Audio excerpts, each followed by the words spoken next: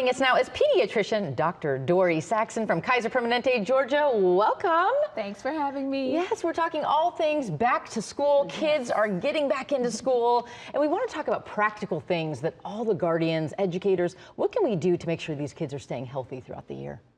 Trying to limit the screen time would be great.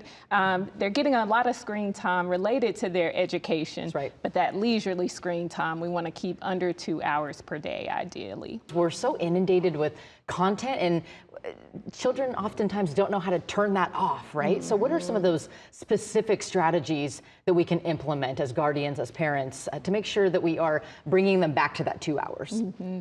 And so there are apps that you can put on the devices so that they automatically shut off when the time is, so that you don't necessarily have to have a fight. Okay, give me that screen, like it just turns off. Right. And then even some of the TV services have a way so that it automatically shuts off, so there's not a fight. And then also, let's have a plan for what we're going to do once the screens are off. We're going to help with cooking, or we're going to paint, or we're going to draw, read. Yeah. So let's have that lined up. And then when we are doing screen time, let's do it together potentially, so we can talk about what we're watching, and that can be some family bonding time. Wow, that's such a great tip. That is, and it kind of weaves right back into mental health too, because we know how these games and different levels of screen time can impact kids. Are there resources available to parents that can help them with the management of their child's mental health? Oh yes, so I really like to use the Calm app, because that can help with practicing breathing techniques and mindfulness.